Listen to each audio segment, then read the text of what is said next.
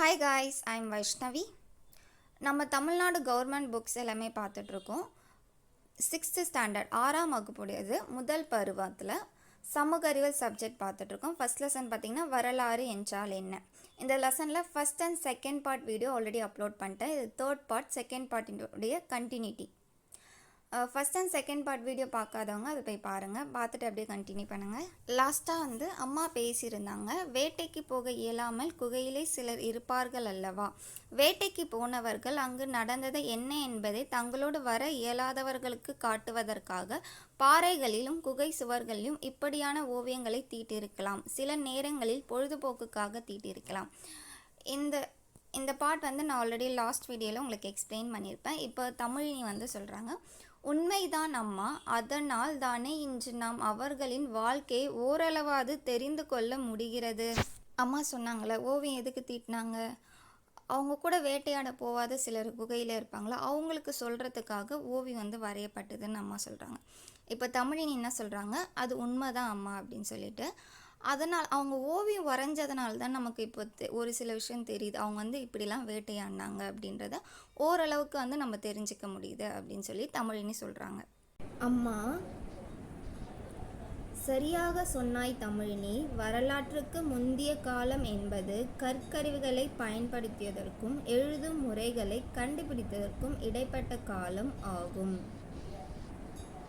இப்போ அம்மா என்ன சொல்கிறாங்க, நீ சரியாக தான் சொல்கிற தமிழினி சொல்லிட்டு வரலாற்றுக்கு முந்திய காலம் அப்படின்னா என்னன்னு சொல்லி அம்மா எக்ஸ்பிளைன் பண்ணுறாங்க. ஃபஸ்ட்டு நம்ம வரலாற்றுக்கு முந்திய காலம் அப்படின்னா என்னென்னு பார்த்தீங்கன்னா, ஃபஸ்ட்டு மனிதர்கள் கல்லை தான் கருவியாக பயன்படுத்தினாங்க. அதை தான் நம்ம கற்கருவின்னு சொல்கிறோம்.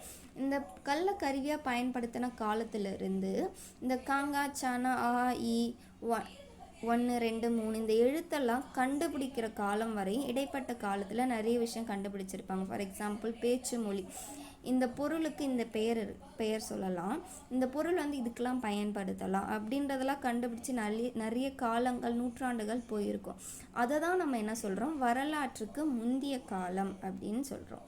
இதுதான் என்னது, கற்கருவியை பயன்படுத்தியதற்கும் எழுதும் முறையை கண்டுபிடித்ததற்கும் இடைப்பட்ட காலம் அப்படின்னா என்னது, வரலாற்றுக்கு முந்திய காலம். வரலாறு அப்படின்னா என்னன்னு தெரியும்ல.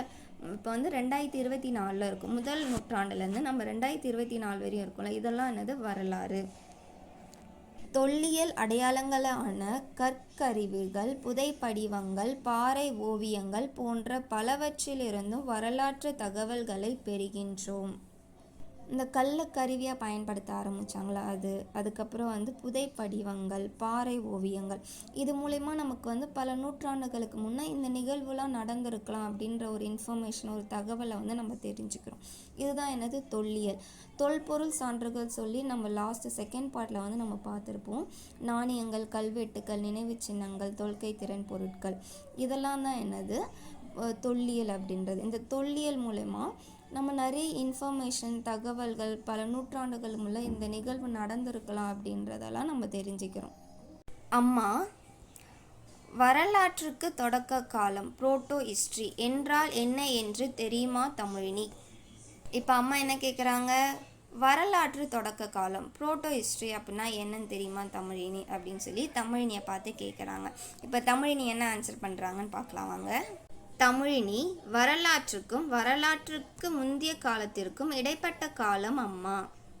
இப்போ தமிழினி என்ன சொல்கிறாங்க, வரலாற்று முந்திய காலத்திற்கும் இடைப்பட்ட காலம் வரலாற்று தொடக்க காலம் அம்மா அப்படின்னு சொல்கிறாங்க. வரலாற்று முந்திய காலம்னா நம்ம ஆல்ரெடி பார்த்தோம்ல, கல்லை கருவியாக பயன்படுத்த ஆரம்பித்ததுலேருந்து எழுதுமுறை கண்டுபிடிக்கிற வரையும் இருக்க காலம்னது வரலாற்றுக்கு முந்திய காலம்.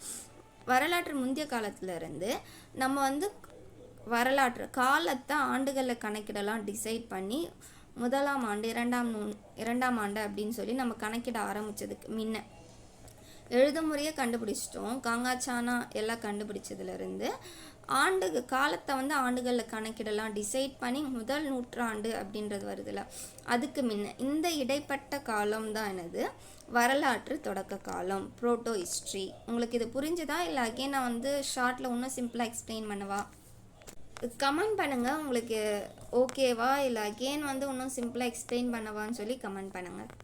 அம்மா, மிக சரி. இக்காலத்தில் எழுதப்பட்ட பதிவுகள் உள்ளன, ஆனால் அவற்றின் பொருளை இன்னும் நம்மால் புரிந்து கொள்ள முடியவில்லை. இன்னும் ஒரு சில எழுத்துக்கள் வந்து இருக்குது. அந்த எழுத்தோட பொருள் வந்து என்னன்றதை நம்மளால் அறிஞ்சிக்க முடியல, தெரிஞ்சிக்க முடியாத இன்னும் ஒரு சில எழுத்துக்கள் இருக்குது. ஃபார் எக்ஸாம்பிள், நமக்கு தமிழ் இங்கிலீஷ் தெரியும். தமிழ் இங்கிலீஷில் எழுதியிருந்தால் நம்ம படித்து புரிஞ்சுப்போம். இதுவே வேறு ஒரு லாங்குவேஜ், ஹிந்தியில் எழுதியிருக்காங்க, தெலுங்கில் எழுதியிருக்காங்க அப்படின்னா நமக்கு புரியாது. அந்த மாதிரி புரியாத ஒரு சில லாங்குவேஜில் ஒரு சில எழுத்துக்களை வந்து எழுதியிருக்காங்க.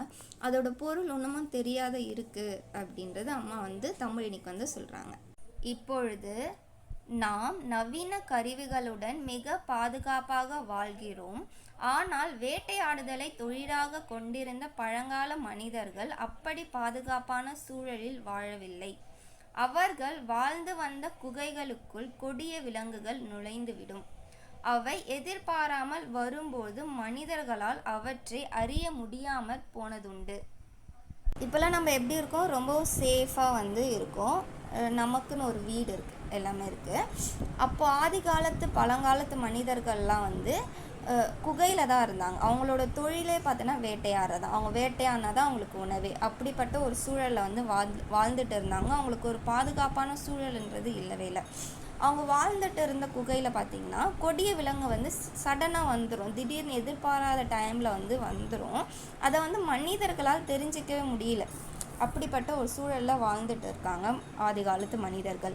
ஆனால் அவர்களுடன் திரிந்து கொண்டிருந்த நாய்கள் தனது கூர்மையான மோப்ப உணர்வினால் விலங்குகளின் வருகையை அறிந்து கொண்டு குறைத்தன.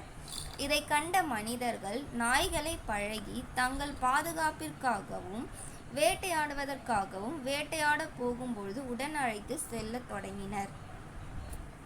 மனிதர்களால் அதை கண்டே பிடிக்க முடியல. இந்த கொடிய விலங்கு வந்து எப்போ வருது அப்படின்றத மனிதர்களால் கண்டுபிடிக்க முடியல. ஆனால் அவங்க கூடிய சுற்றிட்டு இருந்த நாய்கள் வந்து கண்டுபிடிச்சிருதுங்க. அவங்களோட அந்த நாய்களோட மோப்ப சக்தினால் தூரத்தில் ஒரு 10-15 கிலோமீட்டர் தூரத்தில் விலங்கு வருது அப்படின்னா அதை நாய்கள் வந்து ஈஸியாக கண்டுபிடிச்சி குறைக்க ஆரம்பிச்சிருதுங்க. இதை வந்து மனிதர்கள் பார்க்குறாங்க. பார்த்துட்டு இந்த நாய் வந்து நம்ம கூட இருந்தால் நமக்கு ஒரு பாதுகாப்பாக இருக்கும். பிகாஸ் விலங்கு எதனா ஒரு கொடிய விலங்கு ரொம்ப தூரத்துலேருந்து வருதுன்னா நம்மளால் ஈஸியாக கண்டுபிடிக்க முடியும் அப்படின்றத தெரிஞ்சுக்கிட்டு இந்த நாய்களை கூடயே வச்சு பழகிக்கிறாங்க. பழகிட்டு அவங்க எப்போல்லாம் வேட்டையாட போகிறாங்களோ அப்போல்லாம் அந்த நாய்களை வந்து கூட கூட்டிகிட்டே போகிறாங்க. எதுக்கு? அவங்களோட சேஃப்டி, அவங்களோட பாதுகாப்புக்காக நாய்களை கூட கூட்டிகிட்டு போகிறாங்க வேட்டையாட போக சொல்ல. தேங்க்யூ ஃபார் வாட்சிங். இன்னும் ஃபஸ்ட் லெசன் முடியல, 4th பார்ட் இன்னும் இருக்குது. நான் சீக்கிரமாகவே 4th பார்ட் அப்லோட் பண்ணிடுறேன். Thanks lot.